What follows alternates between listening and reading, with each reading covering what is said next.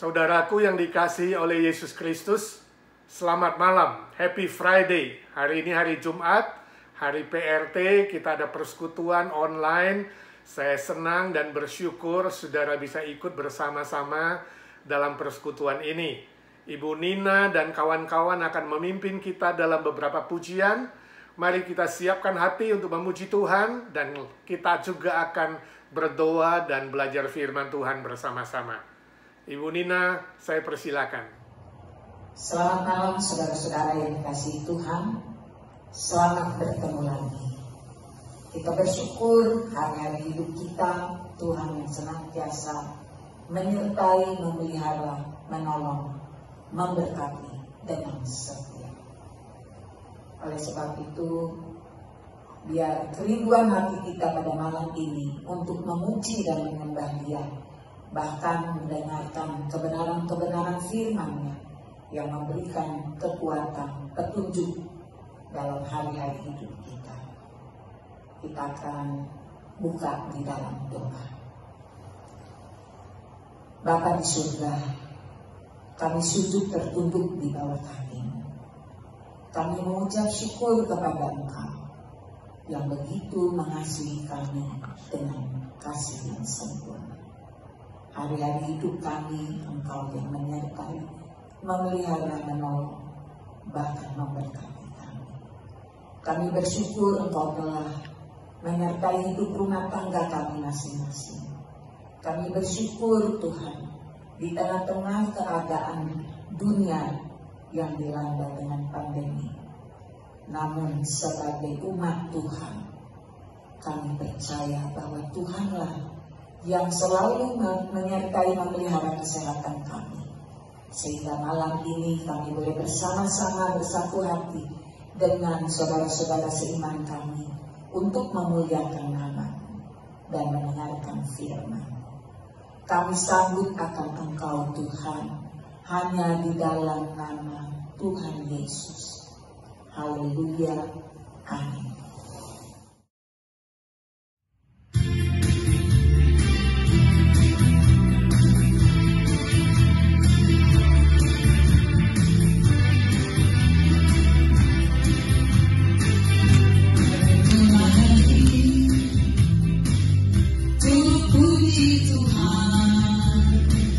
Kita bertemu lagi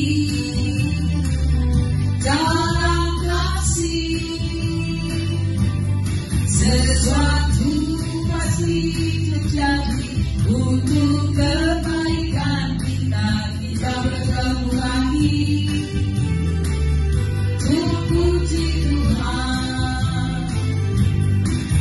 Kita bertemu untuk menyembah kita bertemu, saling mengasihi. Kita bertemu, saling menyembuhkan. Pujikan, glory, haleluya. Puji namanya.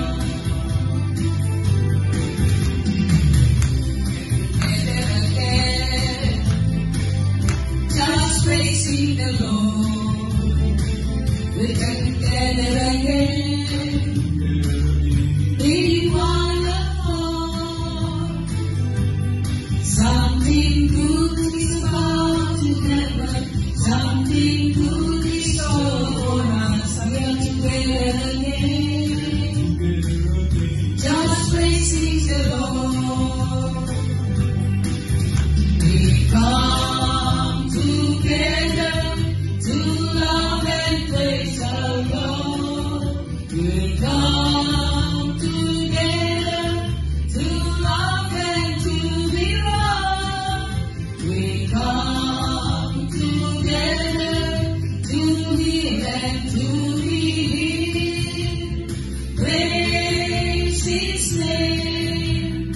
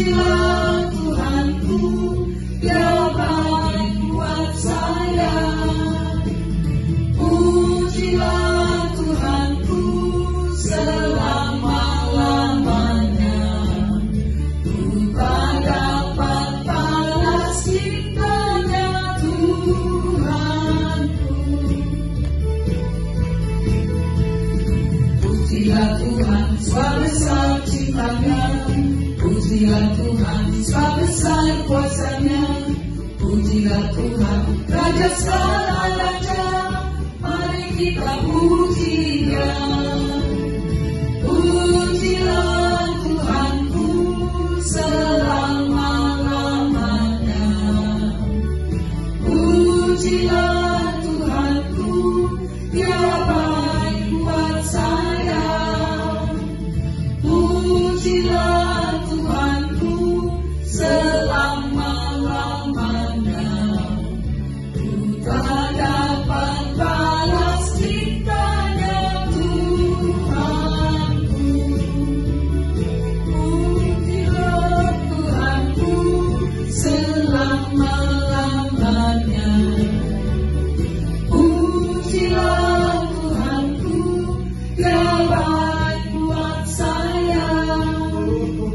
Pujilah Tuhanku selama-lamanya.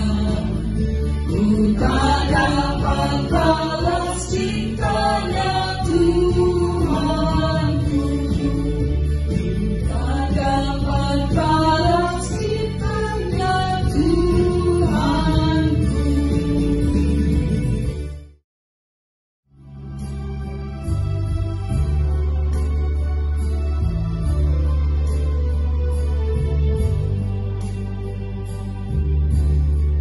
Kerangkaan lewatku jadi permata.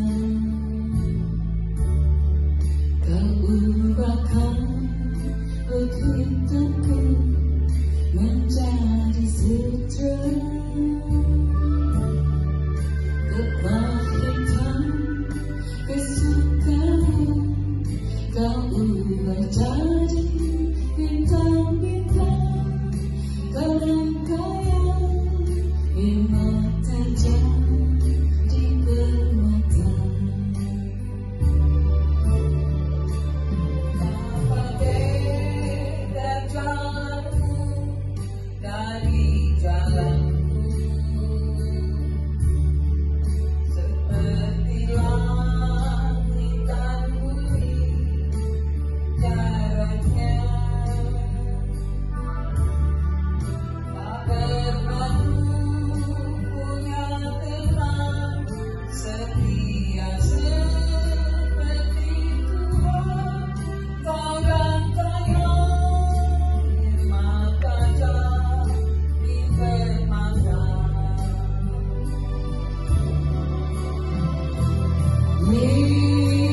Yesus, oh Yesus,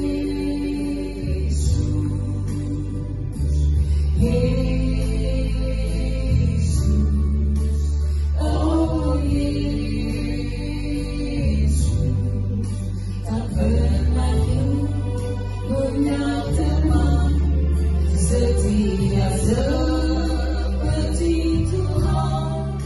Kau rangkaian hikmat tajam di permata.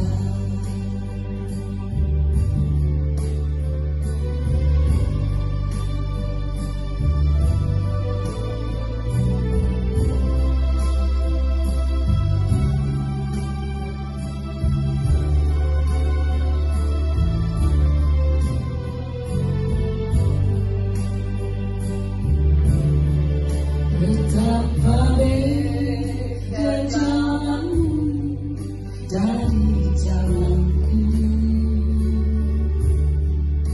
Seperti langit dan bumi jaraknya.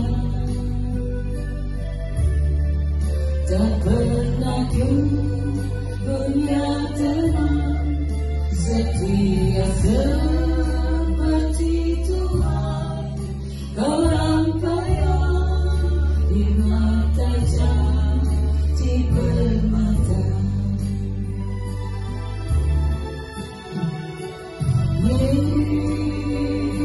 Yesus, oh Yesus, Yesus, oh Yesus.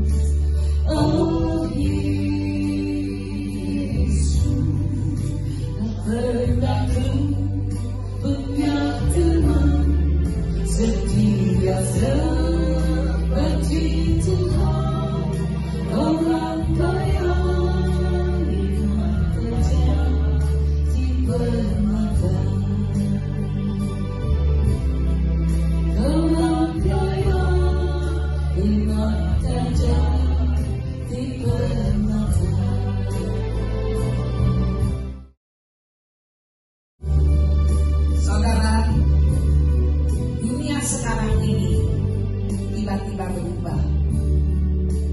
Ya, di Amerika sendiri berubah.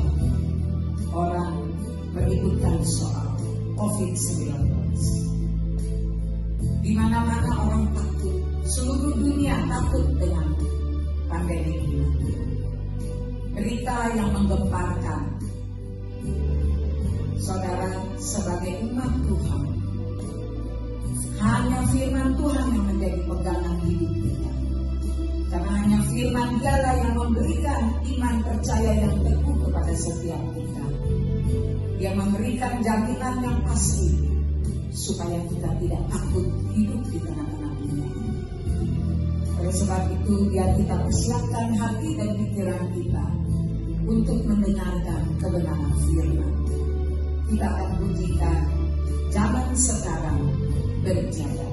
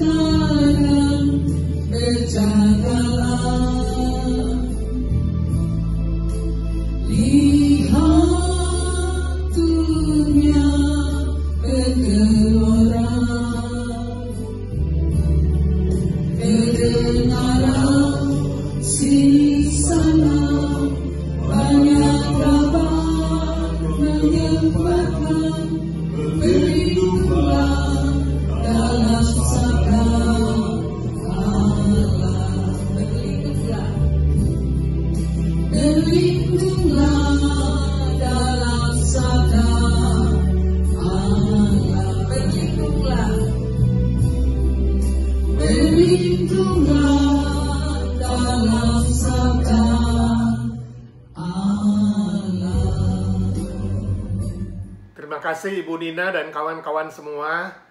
Senang sekali hari ini kita juga melihat ada Tante Lucy, salah satu senior kita, ikut dalam rekaman online ini. Ya, kiranya Tuhan memberkati Tante, sehat-sehat selalu dan tetap semangat dan sukacita untuk ikut beribadah dan memuji Tuhan. Lagu-lagu yang kita boleh nyanyikan bersama menguatkan iman kita. Kita yakin dan percaya bahwa dalam situasi dan kondisi apapun, Tuhan menyertai kita dengan cinta kasih-Nya yang besar. Apapun yang terjadi, bahkan air mata pun akan diubahnya menjadi permata. Amin. Mari kita berdoa sebelum belajar firman Tuhan. Bapa di sorga, kami mengucap syukur dan terima kasih melalui puji-pujian hari ini kami dikuatkan. Berkati kami sebentar lagi akan belajar firman-Mu, siapkan hati pikiran kami, dan urapi hamba-Mu yang lemah dan terbatas ini. Jadikan dia alat Tuhan untuk membagikan firman Tuhan kepada kami. Dalam nama Tuhan Yesus kami berdoa dan mengucap syukur. Amin. Saudaraku, hari ini kita akan melanjutkan pelajaran kita tentang mengenal Allah Tritunggal. Ini seri yang kedua. Minggu lalu kita sudah pelajari bersama-sama seri yang pertama, yaitu kita belajar definisi Allah Tritunggal, pentingnya mengenal Allah Tritunggal, beberapa prinsip dasar dalam belajar doktrin ini. Melalui kesaksian Alkitab, kita sudah pelajari bahwa Allah yang sejati adalah Allah Tritunggal. Ada 3 unsur penting dalam mengenal Allah Tritunggal ini, yaitu keesaan Allah, 3 pribadi, yaitu Bapa, Anak atau Yesus Kristus dan Roh Kudus, dan Ketiganya adalah setara. Nah, minggu lalu kita sudah pelajari soal keesaan Allah itu. Hari ini kita akan melihat dan pelajari bersama bukti-bukti kesaksian Alkitab tentang natur kealahan dari tiga pribadi tersebut. Yang pertama, natur kealahan dari Bapa di sorga. Nah, pada umumnya natur kealahan dari Bapa di sorga itu jarang sekali dipertanyakan. Sebab dalam Alkitab menyaksikannya secara jelas. Tapi malam ini kita akan belajar beberapa bukti natur kealahan menurut Alkitab. Antara lain, kesatu, Bapa di sorga adalah sumber kehidupan yang olehnya kita menjadi hidup. Itu ada di 1 Korintus pasal 8 ayat 6a. Saya bacakan untuk kita sekalian.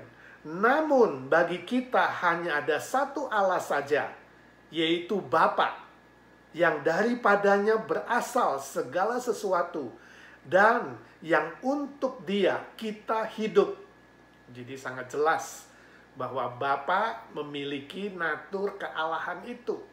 Yang kedua, Bapa di sorga adalah sumber pemelihara seluruh ciptaannya, baik alam tumbuh-tumbuhan, binatang, dan manusia. Kita bisa baca dalam Matius 6:26 dan ayat 30. Demikian firman Tuhan. Pandanglah burung-burung di langit yang tidak menabur dan tidak menuai, dan tidak mengumpulkan bekal dalam lumbung, namun diberi makan oleh Bapa-mu yang di sorga. Bukankah kamu jauh melebihi burung-burung itu? Ayat 30. Jadi jika demikian Allah mendandani rumput di ladang, yang hari ini ada dan besok dibuang ke dalam api, tidakkah Ia akan terlebih lagi mendandani kamu, hai orang-orang yang kurang percaya? Jadi sangat jelas, 26 menyebut istilah Bapa di sorga, 30 menyebut istilah Allah. Jadi istilah Bapa di sorga dan istilah Allah digunakan secara bergantian. Nah, saudara bisa baca selengkapnya dari Matius 6:26 sampai 34 ini. Istilah yang bergantian antara Bapa di sorga dan Allah itu terus dipakai secara berulang. Jelas ini menegaskan tentang natur kealahan dari pribadi Bapa di sorga. Yang ketiga, pribadi Bapa bertahta di kerajaan sorga yang kekal dan tak terhingga tempat tinggalnya. Yohanes 14 ayat 1 dan 2 demikian firman Tuhan. Janganlah gelisah hatimu, percayalah kepada Allah, percayalah juga kepadaku, kata Tuhan Yesus. Di rumah Bapakku banyak tempat tinggal. Yesus menyebutkan bahwa rumah Bapa di sorga banyak tempat tinggal, tak terhingga, kekal, sempurna, dan disediakan bagi mereka yang percaya kepada Allah dan kepada Yesus. Jadi sangat jelas natur kealahan Bapa disebutkan di sana, ya, disejajarkan bahkan dengan Tuhan Yesus. Indah sekali. Kalau saudara perhatikan doa yang diajarkan oleh Tuhan Yesus kepada murid-muridnya dalam catatan Matius pasal 6, Yesus mengawali doanya dengan berkata, Bapa kami yang di sorga, atau Bapa yang bertahta di kerajaan sorga. Dan masih banyak lagi catatan lain yang sama dengan itu di sepanjang Alkitab. Bukti yang keempat, panggilan Allah sejajar dengan panggilan Bapa atau Aba. Ini dicatat dalam Roma pasal 8 ayat 15 sampai 16. Demikian firman Tuhan. Sebab kamu tidak menerima roh perbudakan yang membuat kamu menjadi takut lagi, tetapi kamu telah menerima roh yang menjadikan kamu anak Allah. Oleh roh itu kita berseru, ya Aba, ya Bapa. Roh itu bersaksi bersama-sama dengan roh kita bahwa kita adalah anak-anak Allah. Nah, jelas saudara, Alkitab mengatakan bahwa Roh Kudus adalah saksi bahwa kita yang sudah beriman kepada Yesus Kristus disebut dengan anak-anak Allah. Dan kita dapat memanggil Allah dengan sebutan ya Bapa atau ya Aba. Indah sekali. Jadi panggilan terhadap Allah adalah panggilan yang akrab ketika kita menyebut ya Allah, ya Bapa, ya Aba. Saudara, ini hanya beberapa bagian saja dari catatan kesaksian Alkitab tentang bukti natur kealahan Bapa di sorga. Di sepanjang Alkitab mencatat banyak bagian yang seperti contoh di atas. Nah, pertanyaan kita, apa relevansinya dengan kita? Pengenalan terhadap kealahan Bapa di sorga akan membangun kehidupan doa kita lebih benar dan lebih akrab, ibarat hubungan Bapa dan anak. Mungkin sebagian dari saudara memiliki relasi yang kurang baik, atau yang retak, atau ada yang musuhan dengan bapaknya di bumi ini. Atau bahkan ada sebagian saudara yang tidak kenal siapa bapaknya yang ada di dunia ini. Saudaraku, jangan menyalahkan Bapa di sorga.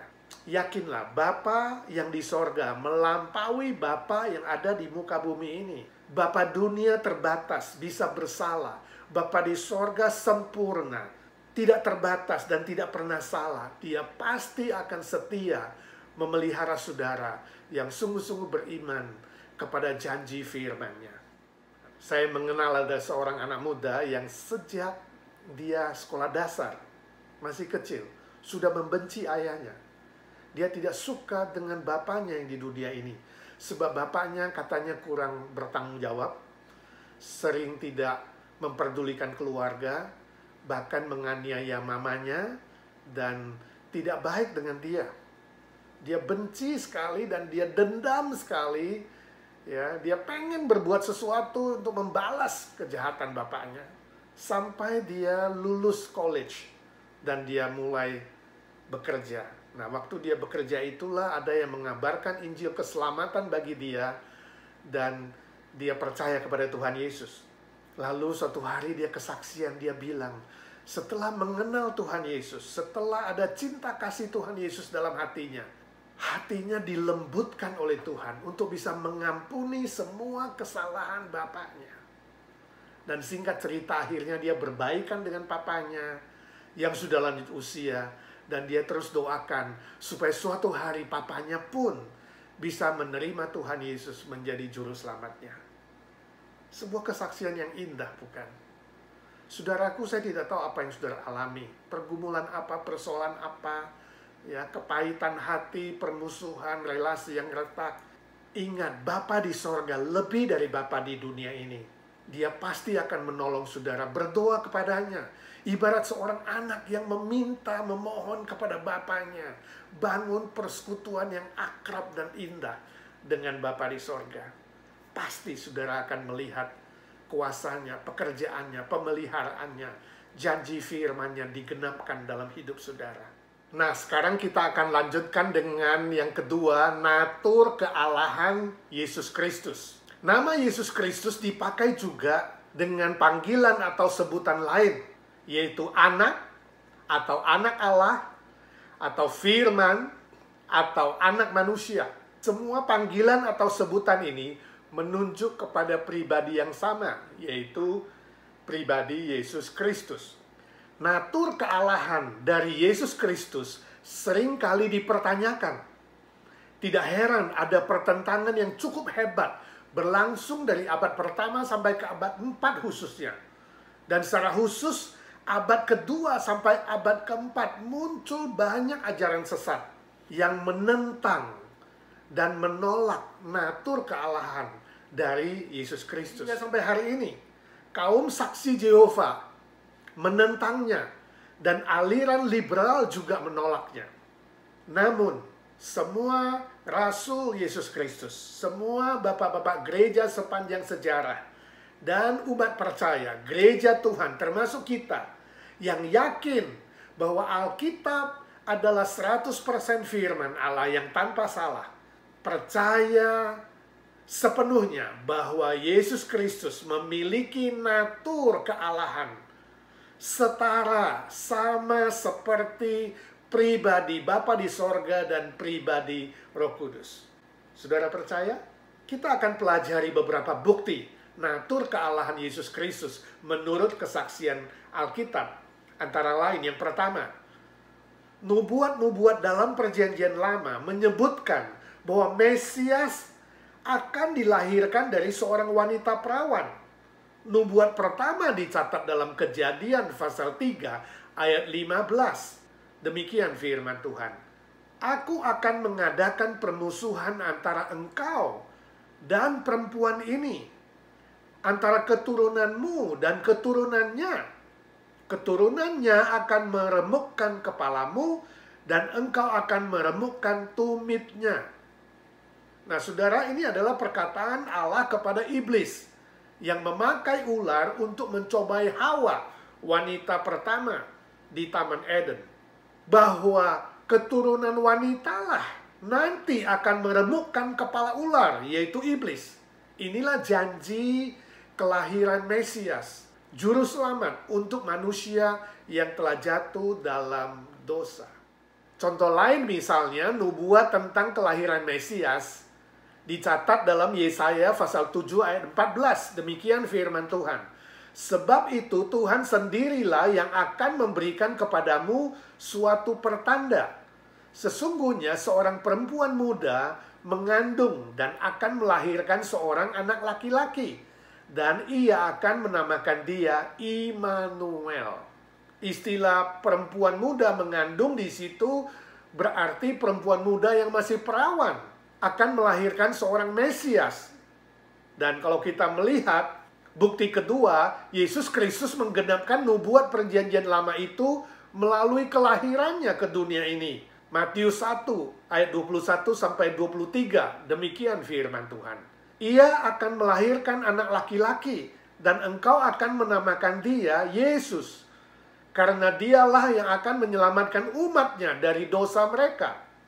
Hal itu terjadi supaya genaplah yang difirmankan Tuhan oleh Nabi.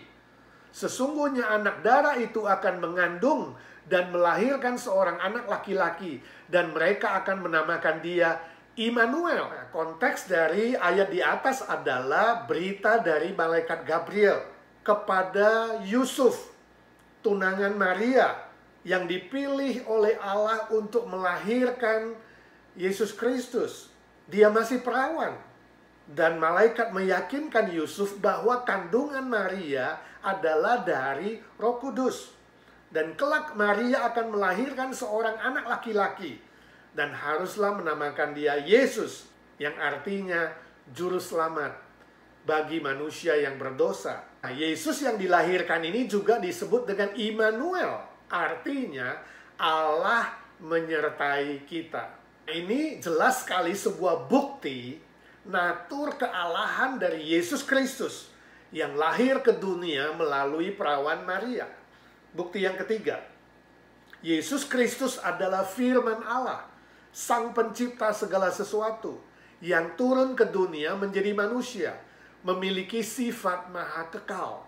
Ini dicatat dalam Yohanes pasal 1 ayat 1 sampai ke 3, kemudian ayat 14. Demikian firman Tuhan. Pada mulanya adalah firman. Firman itu bersama-sama dengan Allah, dan firman itu adalah Allah. Dia pada mulanya bersama-sama dengan Allah. Segala sesuatu dijadikan oleh Dia, dan tanpa Dia tidak ada suatu pun yang telah jadi dari segala yang telah dijadikan. 14. Firman itu telah menjadi manusia dan diam di antara kita, dan kita telah melihat kemuliaannya, yaitu kemuliaan yang diberikan kepadanya sebagai anak tunggal Bapa, penuh kasih karunia dan kebenaran. Nah, saudara, jelas sekali bahwa Sang Firman Allah adalah pencipta segala sesuatu. Pencipta pastilah Allah. Dan firman Allah itu yang dipanggil juga dengan istilah Allah, pencipta segala sesuatu, turun ke dunia menjadi manusia. Itu ayat 14. Dialah Yesus Kristus. Dia disebut anak tunggal Bapa dan memiliki natur maha kekal. Istilah pada mulanya artinya kekal, sebelum ada dimensi waktu.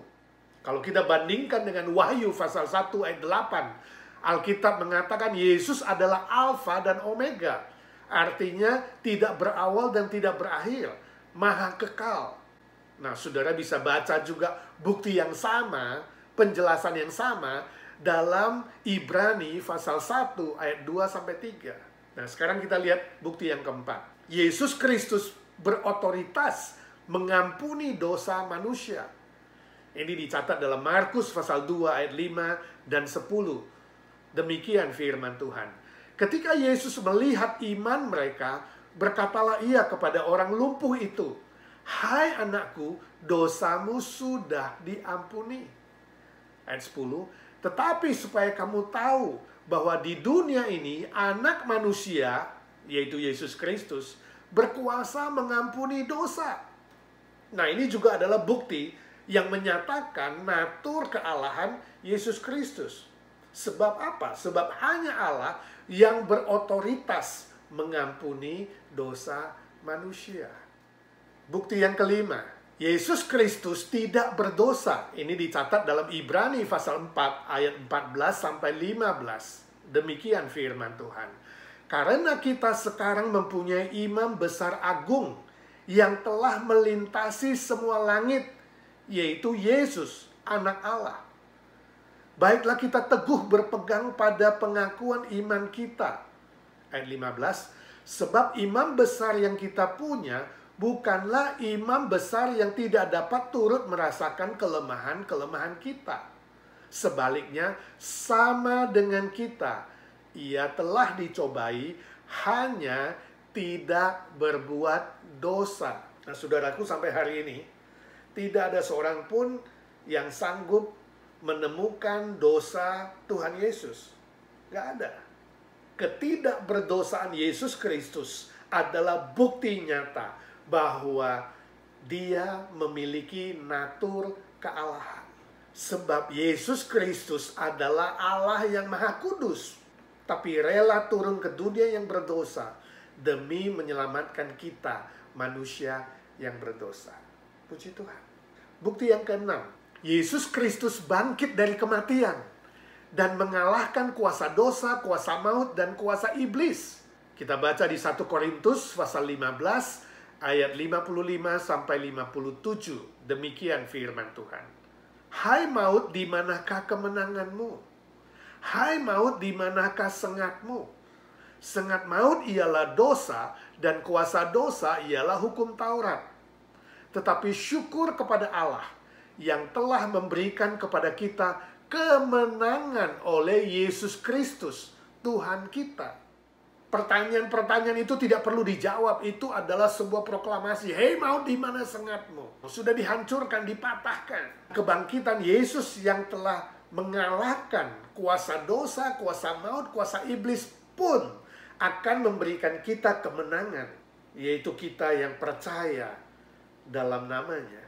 Nah, saudara bisa membaca kisah kebangkitan Yesus Kristus di sepanjang 4 kitab Injil. Matius, Markus, Lukas, Yohanes. Kebangkitan Yesus Kristus juga dicatat oleh para sejarawan abad pertama.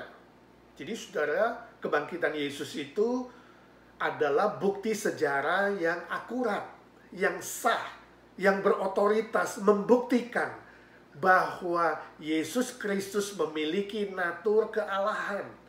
Sebab hanya Allah yang mampu dan sanggup mengalahkan kuasa dosa, kuasa maut, dan kuasa iblis. Bukti yang ketujuh, Yesus Kristus menerima sebutan atau panggilan sebagai Allah dan Tuhan. Dicatat dalam Yohanes pasal 20 ayat 28-29. Demikian firman Tuhan. Thomas menjawab dia, "Ya Tuhanku dan Allahku." Kata Yesus kepadanya, "Karena engkau telah melihat aku, maka engkau percaya. Berbahagialah mereka yang tidak melihat, namun percaya." Saudara, Thomas adalah murid Tuhan Yesus yang pesimis dan peragu. Dia tidak yakin Yesus Kristus sudah dibangkitkan. Karena waktu Yesus menampakkan diri kepada murid-murid, dia tidak datang. Dia tidak hadir dalam persekutuan itu, suka absen. Jadi dia berkata, "Sebelum aku mencucukkan jariku ke bekas lubang paku itu dan bekas lambungnya, aku tidak akan percaya." Dan seminggu kemudian Yesus menampakkan diri. Ketika dia ada di sana, saat itu Thomas tersungkur di depan Tuhan Yesus dan dia berkata, "Ya Allahku, ya Tuhanku." Dia memanggil Yesus sebagai Allah dan Tuhannya. Nah, panggilan atau sebutan Thomas kepada Tuhan Yesus sebagai Allah dan Tuhan diteguhkan oleh Tuhan Yesus. Itu sebabnya di ayat 29, Yesus berkata, "Berbahagialah mereka yang tidak melihat," termasuk kita yang tidak melihat dengan mata jasmani kita, kebangkitan Yesus, namun percaya. Percaya apa? Percaya seperti Thomas percaya bahwa Yesus adalah Allah dan Tuhan. Jadi kita lebih berbahagia dari Thomas, walaupun kita tidak melihat langsung secara jasmani kebangkitan Tuhan Yesus. Maukah saudara percaya bahwa Yesus adalah Tuhan dan Allah yang bangkit dari kematian? Jangan ragu, jangan pesimis seperti Thomas. Mereka yang ragu, pesimis, dan menolak natur kealahan Yesus Kristus akan kehilangan kebahagiaan yang sejati, yaitu pengampunan dosa, sukacita, damai sejahtera, jaminan hidup kekal, dan kemenangan oleh kuasa kebangkitan Yesus Kristus. Jangan sampai saudara terpeleset dan jatuh dalam ajaran sesat yang menolak kealahan Yesus Kristus. Dan bila saudara tahu ada orang-orang di sekitarmu atau temanmu, saudaramu, termasuk yang di Indonesia, yang sudah terpeleset dan terjatuh, yang ragu dan tidak percaya, atau yang belum percaya, saya ajak saudara cerita kepada mereka. Beritakan kebangkitan Kristus ini yang membawa bahagia yang sejati. Suatu hari ada seorang anak muda datang kepada saya. Dia bilang, "Ko Edi, saya sedikit kecewa, sedih, dan menyesal." Saya tanya kepada dia, "Kenapa?" Lalu dia bilang, "Saya punya seorang teman baik. Kami kerja sama-sama di kantor yang sama. Sudah bertahun-tahun. Setiap hari makan siang bersama, ngobrol, kadang suka jalan-jalan. Saya tahu dia belum percaya Tuhan Yesus. Dia Buddhis. Tapi saya gak berani dan tidak pernah cerita tentang Tuhan Yesus. Sampai kemarin dia bilang sama saya, saya sudah jadi orang Kristen. Saya percaya kepada Tuhan Yesus. Ada yang cerita tentang Injil keselamatan kepada saya. Apakah kamu juga orang Kristen?" Saya malu mendengar itu. Saya tidak tahu harus bilang apa. Saya mengaku saya Kristen, tapi saya tidak pernah cerita kepada dia. Dia dengar dari orang lain, padahal saya teman baiknya. Saudara, ini adalah sebuah contoh. Cukup banyak orang Kristen yang malu, sungkan, takut untuk bercerita tentang Tuhan Yesus. Saya tidak tahu dengan saudara. Apakah saudara juga demikian? Mungkin di sekitar saudara ada orang-orang tertentu, teman, saudara, family, yang belum mengenal dan belum tahu bahwa Yesus Kristus adalah Juru Selamat yang sejati. Nah, saudara perlu cerita. Jangan takut, jangan sungkan, jangan malu. Doakan dia dulu, kemudian cari kesempatan untuk bercerita. Jangan sampai saudara menyesal nanti kalau kesempatannya sudah ditutup. Sekarang kita akan lanjutkan yang ketiga, natur kealahan dari pribadi Roh Kudus. Natur kealahan dari Roh Kudus juga disaksikan oleh Alkitab. Saudara bisa membaca sepanjang Perjanjian Lama sampai Perjanjian Baru. Perjanjian Lama menggunakan istilah Roh Allah atau Roh Tuhan, semua huruf besar, yang disejajarkan dengan Roh Kudus. Ada beberapa bukti dari natur kealahan Roh Kudus yang akan kita lihat, antara lain, yang pertama, Roh Kudus hadir dalam penciptaan alam semesta ini. Bisa kita baca dalam Kejadian pasal 1 ayat 1 sampai 2, demikian firman Tuhan. Pada mulanya Allah menciptakan langit dan bumi. Bumi belum berbentuk dan kosong, gelap gulita menutupi samudra raya. Dan Roh Allah, nah ini Roh Kudus, melayang-layang di atas permukaan air. Nah, di sini Roh Kudus disebut Roh Allah dan sejajar dengan panggilan Allah di ayat pertama. Jadi sangat jelas bukti natur kealahan dari Roh Kudus. Yang kedua, Roh Kudus mendapat panggilan atau sebutan sebagai Allah. Mazmur 51 ayat 12 sampai 13. Demikian firman Tuhan. Jadikanlah hatiku tahir, ya Allah, dan perbaharuilah batinku dengan roh yang teguh. 13. Janganlah membuang aku dari hadapanmu, dan janganlah mengambil rohmu yang kudus daripadaku. Saudara, konteks dari Mazmur 51 ini, nanti saudara membaca selengkapnya, adalah pengakuan dosa dari Raja Daud ketika dia jatuh dalam dosa perzinahan dengan Batseba. Dia menyesal, dia mengaku dosanya, dan dia mohon kepada Allah.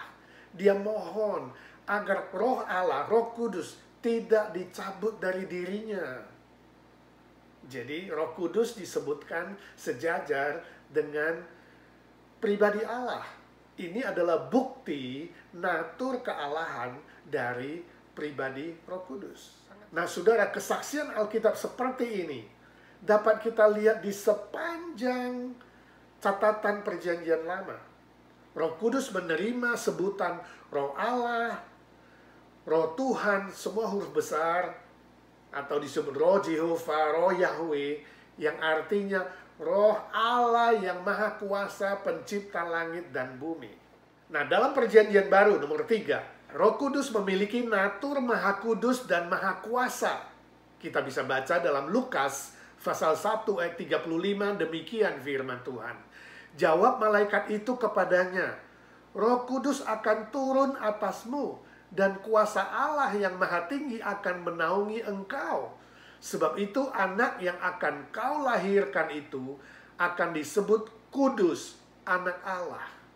Nah, saudara, ini adalah berita malaikat Gabriel kepada perawan Maria yang dipilih untuk melahirkan Yesus ke dunia ini. Nama Roh Kudus di situ disebutkan sejajar dengan nama Allah yang Maha Tinggi. Bukti keempat, Roh Kudus melahirbarukan orang percaya masuk ke dalam kerajaan Allah. Yohanes pasal 3 ayat 3, Titus pasal 3 ayat 5. Demikian firman Tuhan. Yesus menjawab katanya, Aku berkata kepadamu, sesungguhnya jika seorang tidak dilahirkan kembali, ia tidak dapat melihat kerajaan Allah.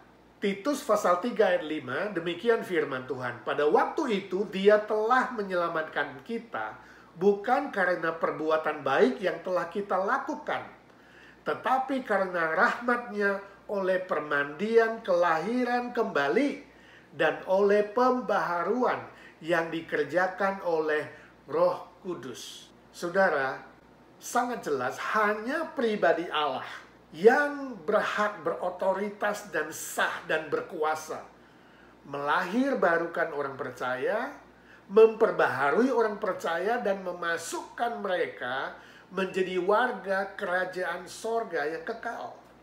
Dan tugas ini dilakukan oleh Roh Kudus yang Maha Kuasa dan Maha Kudus. Nah, ini membuktikan natur kealahan dari pribadi Roh Kudus. Bukti yang kelima, Roh Kudus mendapat sebutan sebagai Allah. Kita bisa baca di Kisah Para Rasul pasal 5 ayat 3 sampai 4. Demikian firman Tuhan. Tetapi Petrus berkata, Ananias, mengapa hatimu dikuasai iblis, sehingga engkau mendustai Roh Kudus dan menahan sebagian dari hasil penjualan tanah itu? Ayat 4. Selama tanah itu tidak dijual, bukankah itu tetap kepunyaanmu? Dan setelah dijual, bukankah hasilnya itu tetap dalam kuasamu? Mengapa engkau merencanakan perbuatan itu dalam hatimu? Engkau bukan mendustai manusia, tetapi mendustai Allah. Nah, saudara, konteksnya adalah Ananias dan Safira, suami istri yang menjual tanahnya kemudian ingin persembahan untuk pekerjaan Tuhan. Tapi mereka berbohong kepada Petrus. Dan Petrus tahu dan menegur mereka, itu sama dengan mendustai Allah, mendustai Roh Kudus. Jadi berdusta kepada Roh Kudus sama dengan berdusta kepada Allah. Sejajar, panggilan yang sama. Akhirnya Ananias dan Safira harus mati. Kalau kita perhatikan sepanjang catatan perjanjian lama dan perjanjian baru, ternyata kesaksian Alkitab itu sama. Roh Kudus menerima panggilan atau sebutan sebagai Allah. Bukti yang keenam, Roh Kudus memiliki natur maha kekal. Dapat kita baca dalam Yohanes 14 ayat 16 sampai 17a. Demikian firman Tuhan. Aku akan minta kepada Bapa, dan Ia akan memberikan kepadamu seorang penolong yang lain, supaya Ia menyertai kamu selama-lamanya, yaitu Roh kebenaran. Saudara, ini adalah perkataan Tuhan Yesus. Dia berjanji kepada para muridnya bahwa kelak Dia akan minta kepada Bapa di sorga mengirimkan Roh Kudus yang menyertai para murid selama-lamanya. Dan Roh Kudus disebut Roh kebenaran. Nah, istilah kebenaran, saudara, itu berarti tak berawal, tak berakhir. Kebenaran itu bersifat kekal. Jadi Roh Kudus itu memiliki natur maha kekal selama-lamanya. Ini adalah bukti kealahan dari pribadi Roh Kudus. Puji Tuhan. Kita bersyukur bahwa Roh Kudus diutus Bapa menyertai kita, orang-orang percaya. Tidak pernah meninggalkan kita selama-lamanya. Dalam situasi dan kondisi apapun dan bagaimanapun. Ini adalah penghiburan yang terindah. Dan adalah kekuatan yang terbesar bagi kita. Untuk menghadapi segala persoalan kesulitan di dalam dunia yang lika-liku ini. Waktu senang, waktu susah, waktu sehat, waktu sakit, waktu lemah, waktu gagal. Segala situasi. Roh Kudus menjadi penolong, penghibur, penguat, dan memimpin kita ada di dalam kebenaran firman Tuhan. Suatu kali saya diajak oleh seorang teman mengunjungi seorang bapak di Jakarta. Dia sakit parah, ada di rumah sakit. Kankernya sudah menjalar. Dia ditemani oleh istrinya. Saya diminta untuk berdoa. Tapi sebelumnya saya bertanya, apakah Bapak siap kalau hari ini harus meninggalkan dunia? Bapak itu tersenyum dan dia bilang, saya siap, Pak. Saya tanya, tidak takut? Dia bilang, tidak takut, Pak. Kenapa? Lalu dia bilang, saya sudah percaya kepada Tuhan Yesus. Dia juru selamatku. Dia gembalaku yang menuntun aku, menyertai aku walaupun harus melewati lembah bayang-bayang maut. Dia mengutip Mazmur 23. Saya bersyukur. Dan dia bilang, saya tahu Roh Kudus tinggal di dalam aku. Dia menemani aku. Dia menguatkan aku. Dan dia tidak meninggalkan aku. Wow, mendengar itu saya juga ikut tersenyum, terharu dan bangga. Di dalam sakitnya yang parah, dia punya iman yang kuat. Istrinya ikut tersenyum. Kemudian kami berdoa. Doanya indah sekali, akrab sekali. Tidak ada teriak-teriak, tidak ada ngotot, harus memaksa Tuhan menyembuhkan dia. Tapi sebuah penyerahan yang total. Pasrah yang total. Ada sukacita dan damai di situ. Ada kesiapan hati. Kapanpun Tuhan panggil, dia siap. Puji Tuhan, ini sebuah kesaksian yang sangat indah. Saudaraku, maukah saudara memiliki keyakinan iman seperti itu? Siapkah saudara kalau Tuhan Yesus menjemput saudara malam ini? Siapkah saudara menghadapi segala persoalan, kesulitan, tantangan, sakit, penyakit, dan apapun termasuk maut? Bila saudara memiliki iman di dalam Yesus Kristus, memiliki Roh Kudus yang menyertaimu, ingatlah, saudara akan ditolong, ditemani, dihibur, dikuatkan untuk menghadapi apapun di muka bumi ini, termasuk kematian. Jangan pernah ragu, jangan pernah takut. Tetap beriman yang setia kepada Tuhan Yesus sebagai juru selamatmu. Bersyukur kepada Roh Kudus yang diam dan tinggal di dalam kamu selama-lamanya. Dan berharap kepada Bapa di sorga yang berjanji akan memelihara iman dan hidup saudara sampai selama-lamanya. Amin. Mari kita berdoa. Bapa di sorga, kami mengucap syukur dan terima kasih untuk firman Tuhan yang kami pelajari hari ini. Biarlah ya Tuhan pengenalan kami terhadap pribadi Bapa di sorga, terhadap Yesus Kristus dan terhadap Roh Kudus, menguatkan iman kami, meningkatkan syukur kami, dan harap kami kepada Tuhan. Tuhan, saat ini kami juga berdoa bersama-sama untuk saudara-saudara kami yang lemah tubuh dan yang menunggu pemulihan. Khususnya kami bersyukur untuk Ibu Hatiria yang sudah menjalani angiogram dan memasang ring di saluran jantungnya. Kami bersyukur Tuhan. Kami juga bersyukur untuk Wan ya Tuhan. Engkau sudah memberkati jalannya operasi pemasangan alat di jantungnya sehingga dia lebih sehat. Dan kami juga ikut bersyukur bersama Pak Agung yang sudah menjalani operasi prostat dengan baik dan sukses. Kami menaikkan segala hormat syukur kami kepadamu. Engkau Allah yang hidup, yang mendengar doa. Kami doakan terus pemulihan mereka ya Tuhan. Saat ini kami juga berdoa bersama-sama untuk Emi. Kami bersyukur dia sudah lebih sehat. Kami terus doakan bayinya yang masih harus memakai alat untuk pernafasan. Tuhan menolong supaya secepat mungkin dia boleh bernafas sendiri. Kami doakan Cirita yang menunggu schedule untuk check up mata dan USG. Tuhan juga berikan iman, angkat kekhawatirannya. Kami berdoa untuk Ibu Nina Panginda, Tuhan menolong pemulihan kaki dan punggungnya.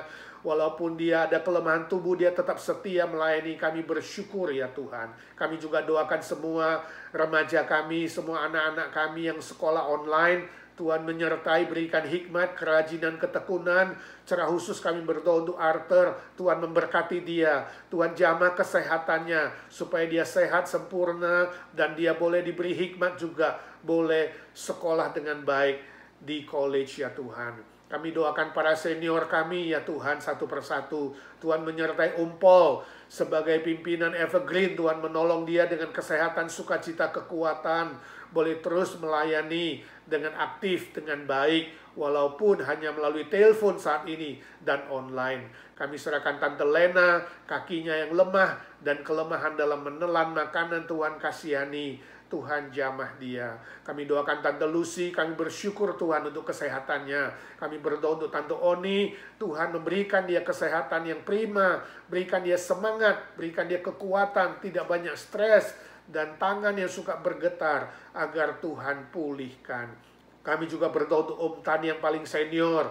Kami berdoa untuk Tante Isha, Tante Ita, Tante Merin, Tante Aiwati, juga Tante Sumi, Tante Nelly, Tante Janet dan Om Andi, juga Tante Evi Tamarindang, Om Budi Pualam Syah, Om Chaihi dan Ciswat, Ko Chun Hong dan Ci Eti, Ci Huai In, dan semua senior-senior lainnya yang di Evergreen yang tidak bisa kami sebut satu persatu. Tuhan, Engkau menyertai mereka dalam kesepian mereka. Ketika mereka lemah, Tuhan kuatkan.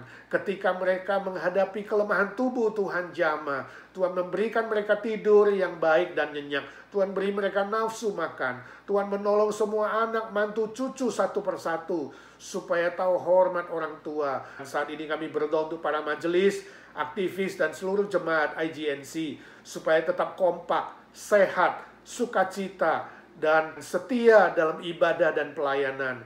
Tuhan memberkati tim musik, ibadah, sound system, recording, dan editing. Supaya semua bisa berjalan dengan baik ya Tuhan. Ya Tuhan, secara khusus kami mau doakan California yang dilanda bencana kebakaran. Tuhan tolong dan kasihani khususnya di beberapa tempat, daerah LA dan sekitarnya. Tuhan kasihani. Lindungilah para pemadam kebakaran dan berkati tugas mereka untuk memadamkan kebakaran yang besar ini. Tuhan kasihani keluarga yang harus evakuasi. Tuhan tolong dan sertai mereka satu persatu. Pelihara mereka masing-masing ya Tuhan. Khususnya yang belum mengenal Tuhan. Lewat bencana ini, mereka boleh sadar bahwa hidup itu singkat. Dan mereka membutuhkan Tuhan Yesus sebagai juru selamat mereka. Saat ini kami masuk ke dalam doa pergumulan pribadi kami masing-masing. Tuhan, Engkau mendengarkan doa anak-anak-Mu satu demi satu yang berdiam diri di hadapan Tuhan. Baik itu pergumulan keluarga, relasi, baik itu pekerjaan, ekonomi, teman hidup, status, sekolah, dan berbagai pergumulan lainnya. Ya Tuhan, dengarkanlah doa anak-anak-Mu.